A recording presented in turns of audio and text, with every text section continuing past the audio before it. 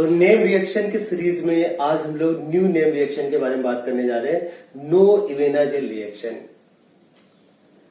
ये बात बहुत इंपॉर्टेंट है कि how can you identify Knoevenagel reaction in among name reaction, how can you distinguish Knoevenagel reaction and other name reaction.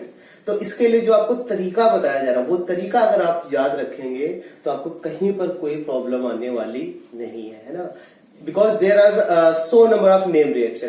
तो आपको केवल जो तरीका बताया जा रहा है, जो कॉन्सेप्ट आपको बताया जा रहा है, उस कॉन्सेप्ट पे आपको फोकस करना है। आप इजिली आइडेंटिफाई कर लेंगे कि वो नो इवेनाजेल रिएक्शन कैसे है। तो नो इवेनाजेल रिएक्शन कैसे हम लोग पहचानते हैं, आइए उसके बारे में समझते हैं। देखिए, इसमें one of the component will be aldehyde और कीटोन। इसमें जो कंडेंसेशन होता है, बेसिकली ये भी एक तरीके का कंडेंसेशन है जिसमें एल्डिहाइड कीटोन का कंडेंसेशन एक्टिव मेथाइलिन के साथ कराया जाता है। किसके साथ कराया जाएगा? एक्टिव मेथाइलिन के साथ कराया जाएगा। वो एक्टिव मेथाइलिन आपको कैसे पता करना है, आइए उसके बारे में समझते हैं। सिंपल मेथाइलिन के बारे में अगर बात की जाए, मेथाइलिन क्या होता है बताइए? CH2 this one methylene. इसको एक्टिव बनाना है, तो एक्टिव बनाने के लिए आपको करना क्या पड़ेगा? एक्टिव बनाने के लिए आपको करना पड़ेगा इसमें इलेक्ट्रॉन विथड्रॉइंग ग्रुप अटैच करना पड़ेगा। क्या करना पड़ेगा? इलेक्ट्रॉन विथड्रॉइंग ग्रुप अटैच करना पड़ेगा। एक्टिव बनाने के लिए क्या करना पड़ेगा? इलेक्ट्रॉन विथड्रॉइंग ग्रुप आपको अटैच करना पड़ेगा। एक्टिव का मतलब जो C2H बॉन्ड है वो रिएक्शन में पार्टिसिपेट कर सके, यानी वो सो इनफ एसिडिक हो सके सो दैट कि वो बेस के साथ इंटरेक्ट कर सके। तो ऐसा करने के लिए क्या करना पड़ेगा?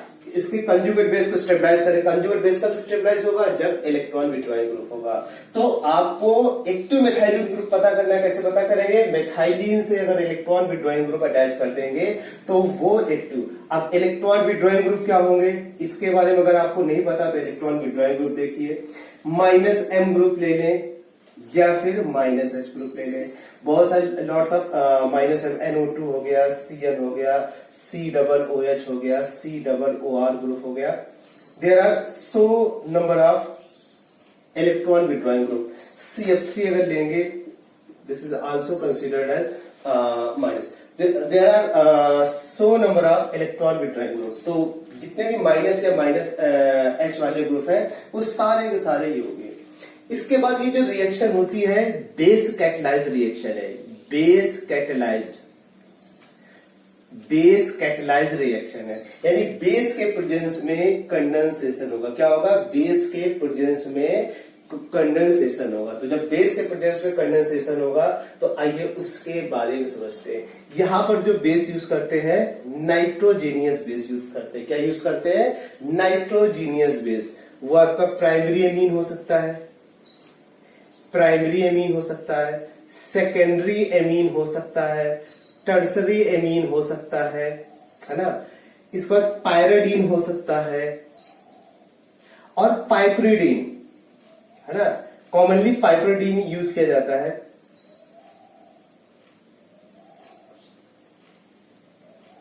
पाइपरिडीन, दिस वन पाइपरिडीन, ये पायरिडीन है, आप जानते हैं। तो इनमें से कोई सा भी नाइट्रोजीनियस बेस का यूज किया जाता है, प्राइमरी सेकेंडरी टर्सरी एमाइन में से कोई सा भी एमाइन आप ले ले, पायरिडीन ले ले या फिर आप ले सकते हैं पाइपरिडीन, है ना। इनमें से कोई सा भी अगर आप बेस लेंगे तो इनके बीच में कंडेंसेशन होगा। कंडेंसेशन किस तरीके?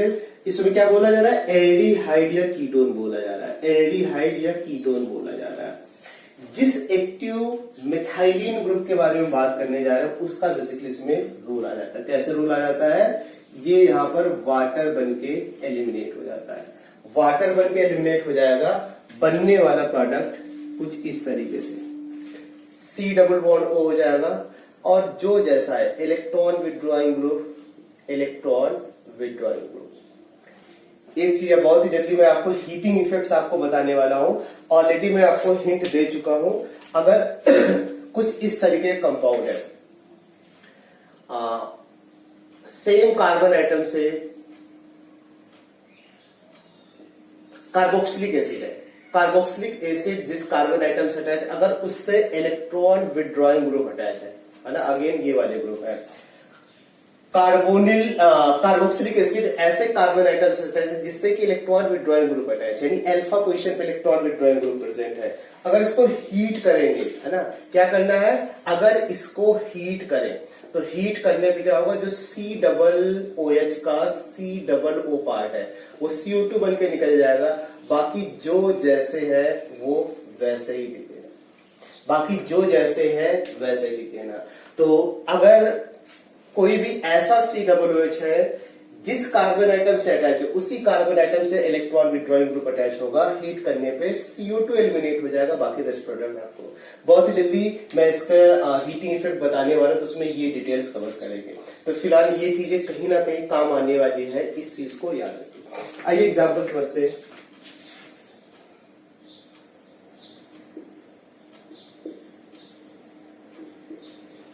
इसका reaction diethyl malonate DEM diethyl malonate. Diethyl malonate क्या है, आइए उसके बारे में बात करें।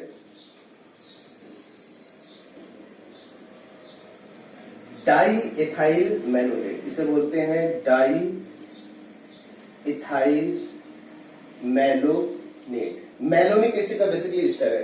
तो इसमें अगर कोई सा भी बेस ले लें, सपोजेट पायराडीन लिया, सपोजेट पायराडीन लिया, इसके साथ रिएक्शन कराएंगे तो कंडेंसेशन होगा, वही पुराना वाला। ये क्या हो गया, ये हो गया एक्सेप्टर, अल्फा हाइड्रोजन क्या हो गया, डोनर हो गया। दोनों कंबाइन करेंगे, कंबाइन करने के बाद वाटर एलिमिनेट होगा। बाकी जो चीजें जैसे हैं वो एज इट इज आप रख दे। तो जो चीजें जैसे एज इट इज रखेंगे तो देखिए ऐसा हो जाए। अब इसके बाद क्या है, इसको हीट करें, इसका हाइड्रोलिसिस करें, पहले इसका हाइड्रोलिसिस करें और इसके बाद हीट करें, इसके बाद इसको हीट करें। तो जब हाइड्रोलिसिस करेंगे तो हाइड्रोलिसिस में क्या होगा, COOR ग्रुप COOH ग्रुप में कन्वर्ट हो जाएगा, मैलोनिक हो गया। और इसको हीट करेंगे तो एक COOH, तो फाइनली ऐसा मिल जाएगा, देखिए RCS2 CS double bond CHCOOH हो जाएगा। और इससे CO2 ETS तो पहले निकल जाएगा हाइड्रोलिसिस करने पे, और हीट करने पे क्या होगा, COOH का COO निकल जाएगा H इसके साथ। तो फाइनल प्रोडक्ट ऐसा हो जाएगा। बात क्लियर है? कुछ रिएक्शन समझते हैं। फिर से बात आई कि भीड़ में कैसे पता करेंगे। तो एक्टिव मेथाइलिन ग्रुप और एल्डिहाइड कीटोन है, तो आपको पता चल गया भाई नो इवेनर्जल रिएक्शन है। और बेस क्या है, जनरली नाइट्रोजेनियस बेस यूज किए जाते हैं। तो प्रोडक्ट लिखने का तरीका क्या, प्रोडक्ट लिखने का तरीका donor acceptor, always acceptor. Alpha hydrogen तो है नहीं और डोनर होगा अल्फा हाइड्रोजन है। वाटर एलिमिनेट कर दे, वाटर एलिमिनेट करने के बाद PHCH डबल बॉन्ड COOET। इसके बाद हाइड्रोलिसिस करके अगर इसको हीट किया जाए तो क्या होगा, हाइड्रोलिसिस करने के बाद हीट करेंगे तो यहां से COOH आ जाएगा। कब, जब इसका हाइड्रोलिसिस करेंगे। देन आफ्टर मैलोनिक एसिड का केस बन गया, यानी कि अल्फा से COOH हीट करेंगे, एक COOH का COOH एज CO2 निकल जाएगा। तो कुछ इस तरीके से आपको सिनामिक एसिड का बनना हो जाएगा। क्या हो जाएगा, सिनामिक एसिड का बनना हो जाएगा, cinnamic acid.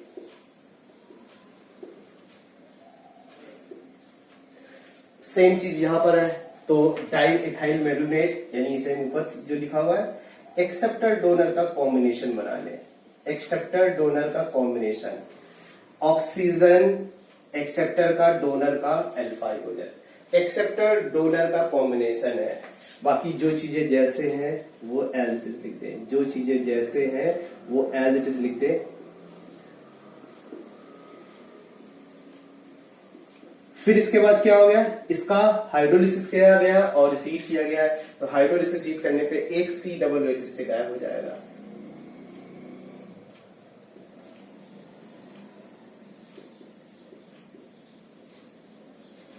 Similarly same reaction यहां पर भी है। तो क्या होगा,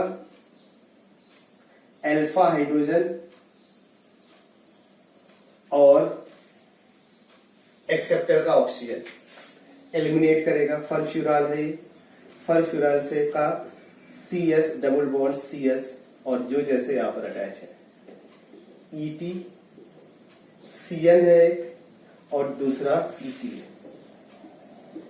तो CN जो जैसे वो एज इट इज रहेगा ET। हीट करेंगे, अगेन हीट करने पे देखो हाइड्रोलिसिस करेंगे तो हाइड्रोलिसिस करने पे क्या होगा, CN COO और CN ग्रुप आल्सो हाइड्रोलाइज। जब CN ग्रुप हाइड्रोलाइज होता है तो क्या होता है, देखिए CN ग्रुप अगर वाटर के एक्सेस में हाइड्रोलाइज कराएंगे तो COOH में कन्वर्ट हो जाता है। तो अगेन ये COOH में कन्वर्ट हो जाएगा।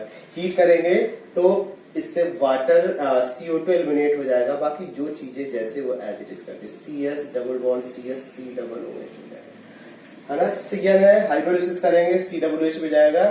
इसके बाद ईस्टर का हाइड्रोलिसिस करेंगे COOH, हाइड्रोलिसिस किया CO2 निकला एक COOH, बाकी 10 चीजें जो जैसे वो एज इट इज कर दिया। एसीटोन का डाइथाइल मेलोनेट से, तो एसीटोन से डाइथाइल मेलोनेट का इस तरीके से बनेगा हाइड्रोलिसिस। इसके बाद इसको हीट किया गया, सेम कंडीशन है, तो इस तरीके से alpha beta unsaturated carboxylic acid 1:1 के रेशियो में लेके 1:2 के रेशियो में लेते हैं। कैसे लेते हैं, 1:2 के रेशियो में। ये एक्सेप्टर हो जाएगा और ये डोनर, ठीक है। तो 1:2 इसका मतलब इसमें 2 मोल पार्टिसिपेट करेंगे। अभी भी कंडेंसेशन होगा, लेकिन ये जो कंडेंसेशन है कुछ डिफरेंट तरीके से होगा।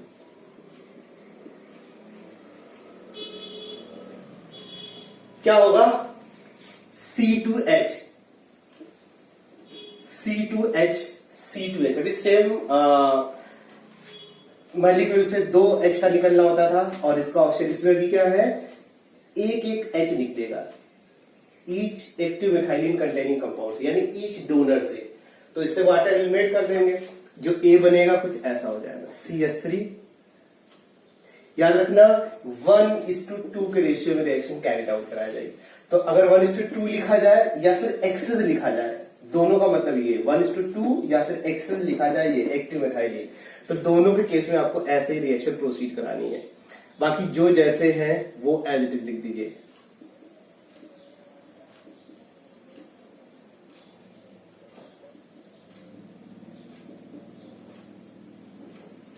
फिर इसके बाद इसका हाइड्रोलिसिस किया जाए, तो हाइड्रोलिसिस में कौन टेक पार्ट करेगा, COOH।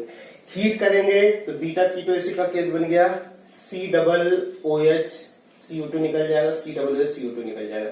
रेस्ट जब अटैच करेंगे तो B आपका कुछ इस तरीके से CS3 CH CS2 CS3 CS2 CO CS3। अब इसके बाद देखो B के बाद इसको हीट किया जा रहा है। हीट करने पे यहां पर क्या बनेगा, ये तो ये बेसिकली क्या है, ये है अगला स्टेप एल्डोल कंडेंसेशन का। क्या है, एल्डोल कंडेंसेशन का।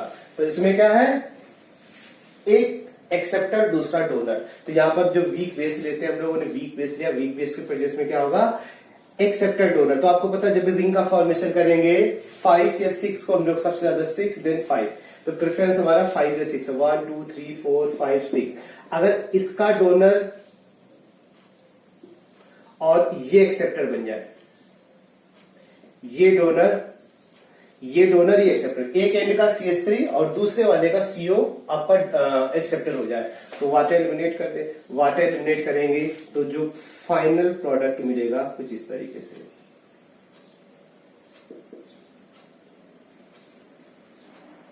Right,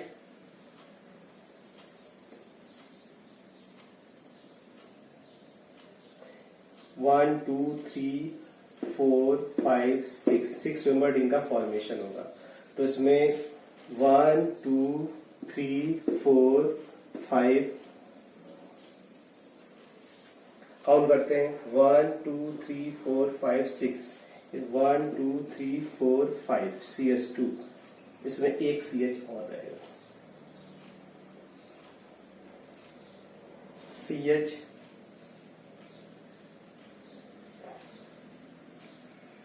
CS3, right. तो जो फाइनल प्रोडक्ट होगा कुछ इस तरीके से हो जाएगा। तो लास्ट स्टेप क्या बेसिकली, लास्ट स्टेप है एल्डोल कंडेंसेशन का। तो फर्स्ट स्टेप में एक्टिव मेथाइलिन ग्रुप होगा, एक एल्डिहाइड कीटोन, और पाइपरीडीन या पायराडीन बेस जनरली यूज करते हैं। तो इसका नॉमिनल हाइड्रोलिसिस हीट करने पे दो COOH ग्रुप है, बीटा कीटो एसिड का केस होगा, बीटा कीटो एसिड केस में हीट करने पे COOH निकल जाएगा, वैसा मिल जाएगा बी, और बी को जब एल्किली के प्रेजेंस में रिएक्शन कराएंगे तो एल्डोल कंडेंसेशन। आइए सेकंड रिएक्शन में, अभी क्या है, simple aldol addition, like aldol addition, simple like aldol addition. तो लाइक एल्डोल एडिशन में क्या होता था, आइए देखिए, इसका H और इसका C यानी कि एक्सेप्टर डोनर, बिल्कुल एल्डोल एडिशन जैसा रिएक्शन होगा। क्या होगा, ये वाला बॉन्ड ब्रेक होगा, ये वाला बॉन्ड ब्रेक होगा, H उठा के ऑक्सीजन को दे देना है, रेस्ट पार्ट को कार्बन से कनेक्ट कर देना है। तो ऐसा करने पे देखो CH2COOET हो जाएगा, ये COOET हो जाएगा, और ये चीज से कनेक्ट हो गई थी। जब इससे कनेक्ट हो जाएगा, ठीक है, और अब इसके बाद इसका हाइड्रोलिसिस कर रहा है, हाइड्रोलिसिस किया गया और साथ में हीट किया गया। तो आइए देखिए, ये तो COOH बन के उड़ जाएगा, COOH बन के उड़ गया, तो देखिए ऐसा हो जाएगा, CH हो जाएगा, और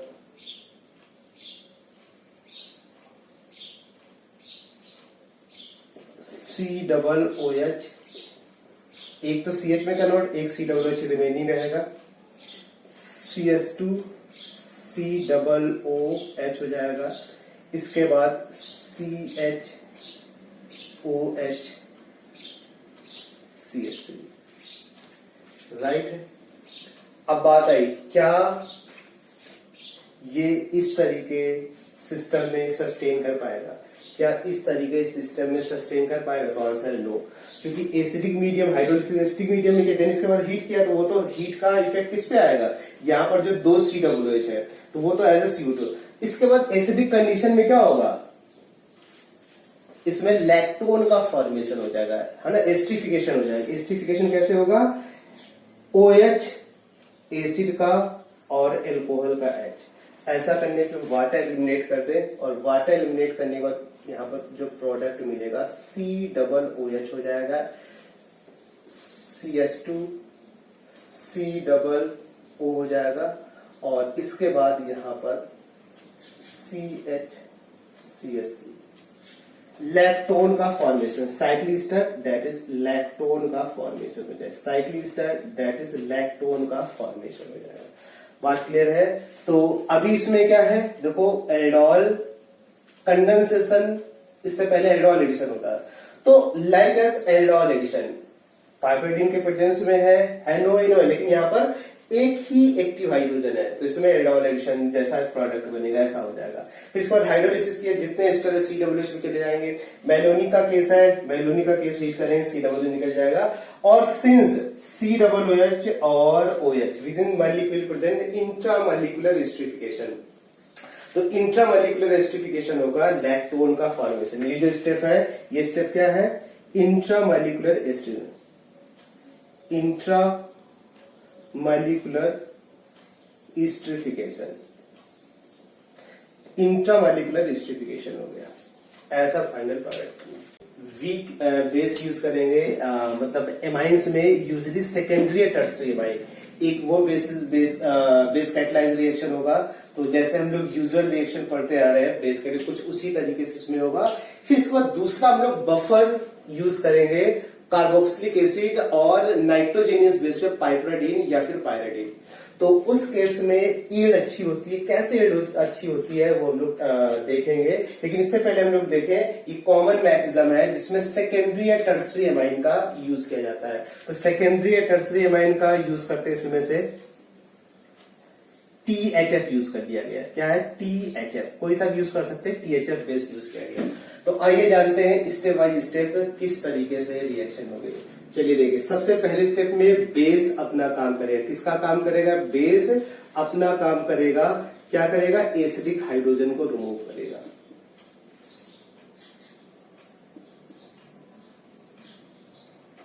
इसने रिमूव किया और बनने वाला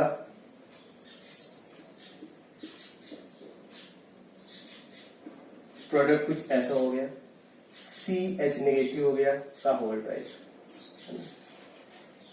ये COOS है इनोलाइज का, लेकिन इनोलाइजेशन उतना अच्छा इसमें नहीं होता है ना। इनोलाइजेशन इसमें उतना अच्छा इफेक्ट नहीं होता है, वही क्रॉस कंजुगेशन फैक्टर है, इस वजह से इनोलाइजेशन उतना अच्छा नहीं होता। दिखाना चाहे तो इसका आप दिखा सकते हैं, इसका रेजोनेटिव स्ट्रक्चर ऐसा हो जाएगा। फिर इसके बाद क्या होगा, ये एज ए न्यूक्लियोफाइल अटैक करेगा। किस पे अटैक करेगा, दूसरा जो यहाँ पर एक्सेप्टर है, यानी कि जो एल्डिहाइड है या फिर कीटोन है, तो ये एज ए न्यूक्लियोफाइल अटैक किया। जो जैसे है वो एज इट इज लिखते हैं।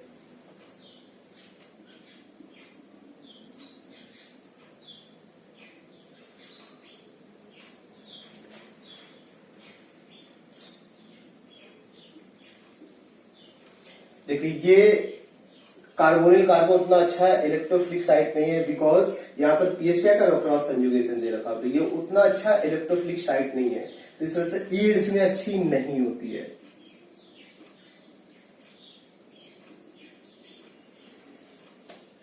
बात क्लियर है। अगले स्टेप में क्या होगा, आइए उसके बारे में बात करते हैं। अगले स्टेप के बारे में बात करते हैं। H positive from solvent, solvent से H पॉजिटिव ले लेगा,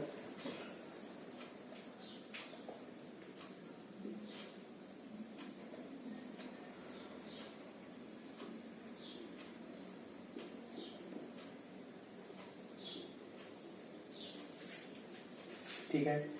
इसके बाद जो बेस है, बेस क्या करेगा, इस एसिडिक हाइड्रोजन का निकालना होगा। जो बेस इसमें पड़ा हुआ, क्या कौन सा बेस पड़ा हुआ है, ये वाला बेस पड़ा हुआ है। इस एसिडिक हाइड्रोजन का निकालना होगा, कुछ ऐसा इंटरमीडिएट बना,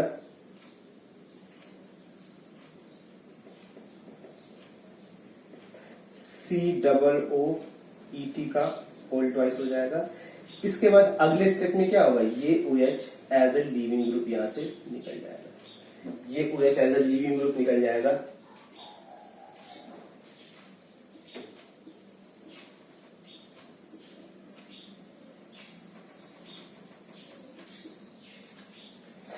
देन इसके बाद हाइड्रोलिसिस किया गया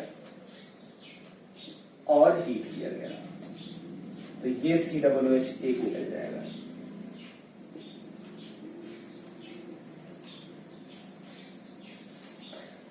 इसका ये तरीका, तो इसमें ये साइट उतना अच्छा इलेक्ट्रोफिलिक साइट नहीं है। इसके बाद ये भी चीजें यहाँ पर नेगेटिव चार्ज रेजोनेंस में, लेकिन क्रॉस कंजुगेशन की वजह से रेजोनेंस भी उतना इफेक्टिव नहीं हो पाता है।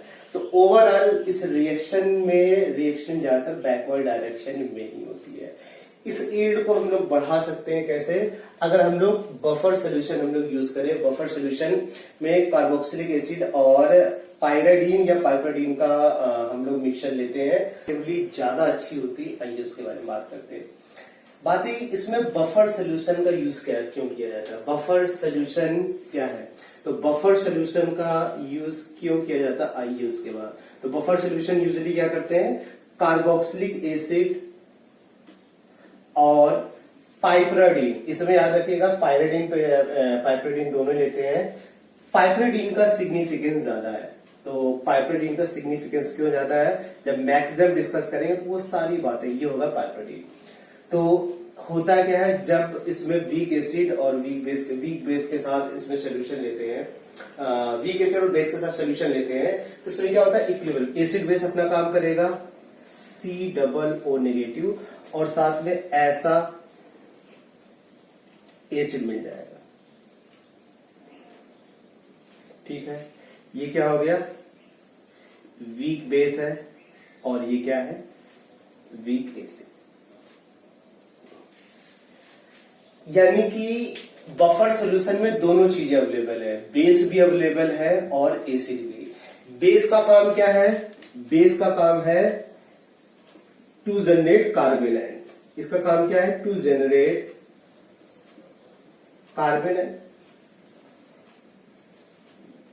कार्बेनाइन को जनरेट करना। और एसी का काम क्या होता है? एसी का काम है to activate electrophilicity, to activate carbonyl carbon by increasing electrophilicity of carbonyl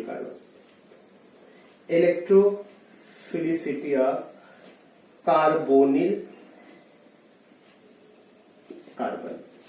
फिर से समझिए, बेस का काम क्या है? कार्बन आयन जनरेट करना। इसके बाद एसिड का काम क्या है? एसिड का काम है कार्बोनिल कार्बन को एक्टिवेट करना। कैसे? Bye increasing electrophilicity of carbonyl carbon.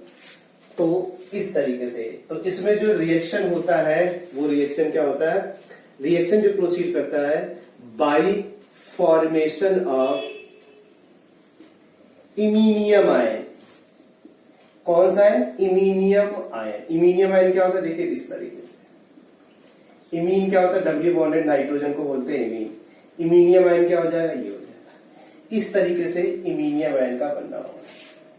आइए रिएक्शन हम लोग प्रोसीड करते हैं, समझते हैं, जानते हैं। पूछा जाए इलेक्ट्रोफिलिसिटी, आपको बताना है इलेक्ट्रोफिलिसिटी कार्बोनिल कार्बन की ज्यादा होगी या इमीनियम आयन की ज्यादा होगी? पूछा जाए इलेक्ट्रोफिलिसिटी किसकी है? कौन सा ऑर्डर पूछा जा रहा है? Electrophilicity order. इलेक्ट्रोफिलिसिटी इसमें किसकी ज्यादा होगी ये पूछा जा रहा है। तो जो ये वाला बॉन्ड जितने आसानी से रोटेट कर जाएगा, हम लोगों ने इलेक्ट्रोफिलिसिटी उस कार्बन की ज्यादा होगी। तो सिंस यहां पर नाइट्रोजन पे पॉजिटिव चार्ज है, ये ड्राइविंग फोर्स है ना, इस वजह से इसकी इलेक्ट्रिसिटी मच ग्रेटर होगी। किसके रिस्पेक्ट में? कार्बोनिल कार्बन के रिस्पेक्ट में। तो कहीं ना कहीं यही सारे ड्राइविंग फोर्स है जो कि इसमें यील्ड को एनहेंस कर देता है। स्टेप बाय स्टेप समझते हैं। सबसे पहला स्टेप क्या होगा? सबसे पहले स्टेप में बेस अपना काम करेगा। बेस क्या? बफर सोल्यूशन में RCOO। तो बेस क्या करेगा? इस वाले हाइड्रोजन को, किस वाले हाइड्रोजन को? इस वाले हाइड्रोजन को,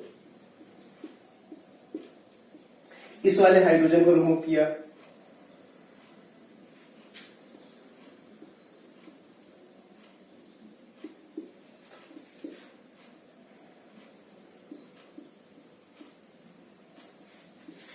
कुछ इस तरीके से इंटरमीडिएट का बनना होगा।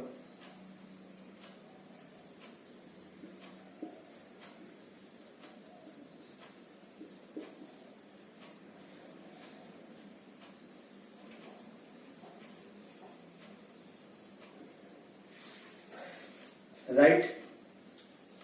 अगले स्टेप के बारे में बात करते हैं। अगला स्टेप क्या होगा?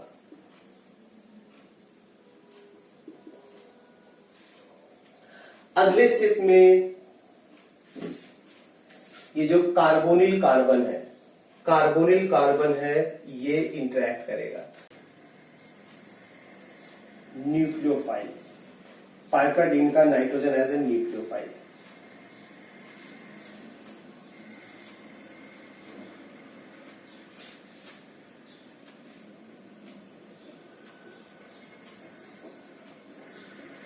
अगले स्टेप में क्या होगा? वाटर एलिमिनेट कर जाएगा।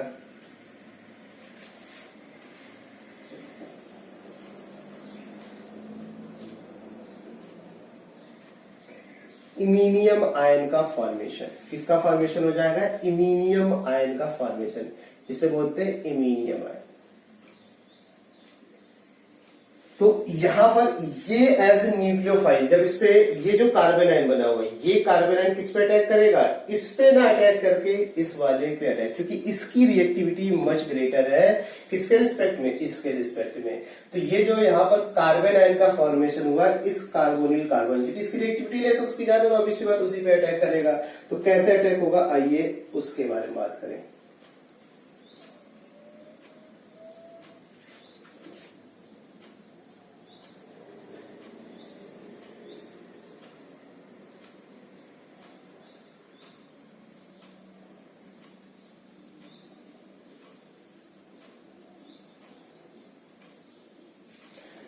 इस बॉन्ड को ऐसे रोटेट कर दे, यहां पर अटैक करेगा PH CH और ये न्यूट्रल हो चुका है।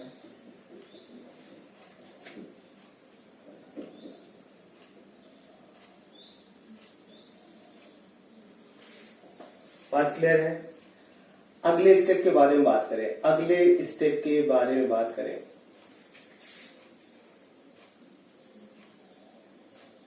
H positive from acid, acid क्या है? एसिड है ये। H पॉजिटिव फ्रॉम एसिड कहां पे आएगा? इलेक्ट्रॉन रिच है, इस पे आएगा, ये हो जाएगा PH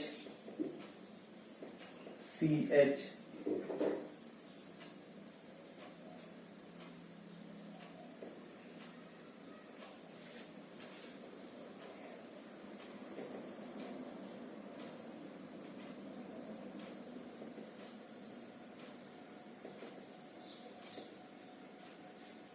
ऑलमोस्ट हम लोग लास्ट स्टेप पहुंच गए।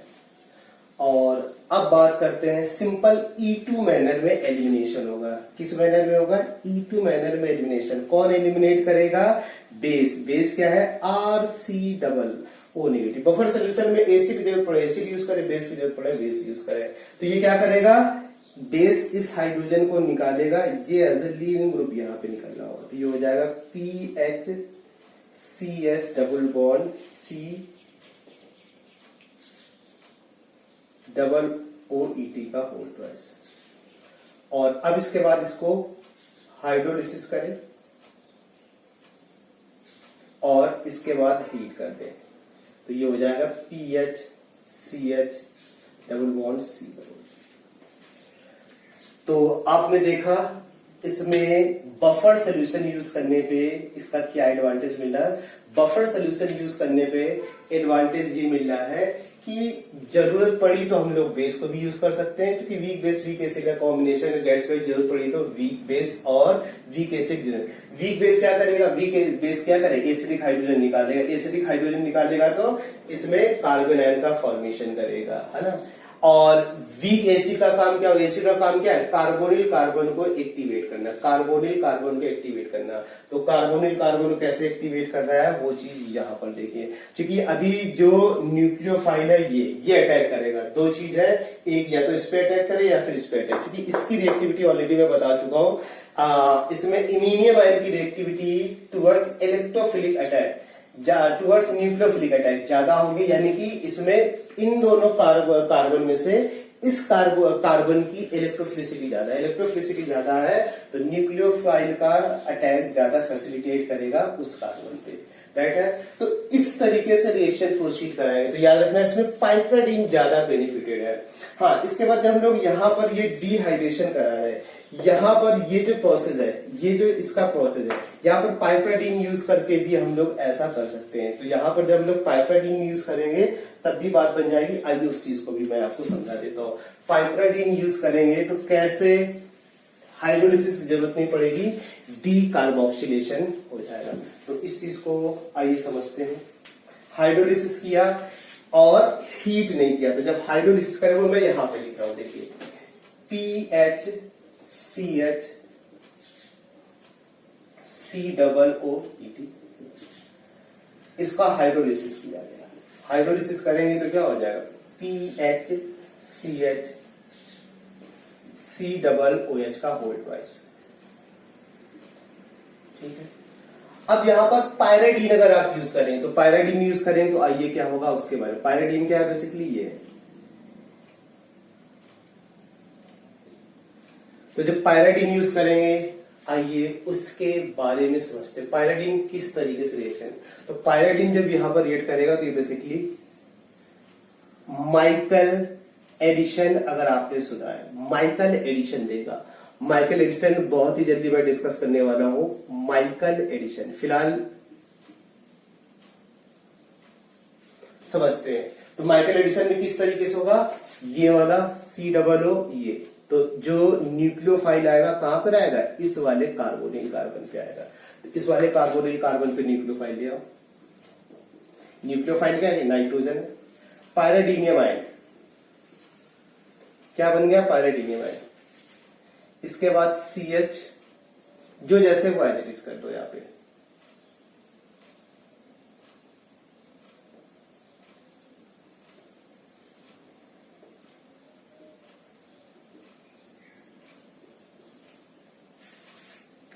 इसके बाद वो इंटरमीडिएट को मैं यहाँ पर, ये जो प्रोडक्ट बना इसका हाइड्रोलिसिस करेंगे, डाइकार्बोक्सिलिक एसिड मिलेगा। इसके बाद आप हीट करते थे, मेलोनिक एसिड केस था, तो उसमें क्या होता है, COH रिमूव होता था। तो जब हीट करेंगे तो टेम्परेचर कैसा होगा, हाई होगा। हाई टेम्परेचर पे रिएक्शन का हैंडलिंग डिफिकल्ट होता है, एज वेल एज रिएक्शन का जो रेट होता है एक्सट्रीमली फास्ट हो जाता है। तो काइनेटिकली उस रिएक्शन का स्टडी कर पाना डिफिकल्ट है। एक्सट्रीमली फास्ट रिएक्शन हो या एक्सट्रीमली स्लो रिएक्शन हो, तो उसका रेट स्टडी करना डिफिकल्ट होता है। तो उसके लिए क्या किया गया है, आप इसको हीट ना करके इस पे पायरिडीन के साथ रिएक्शन करा दे। तो इसमें जब पायरिडीन के साथ रिएक्शन कराएंगे तो माइकल एडिशन होगा। माइकल एडिशन कितना, 1 2 3 4, यहाँ पर 4 पे न्यूक्लियोफाइल अटैक कर जाएगा और ये चीज इनोलेटाइड बन जाएगा। जब ये स्टार्टोमेराइज होगा,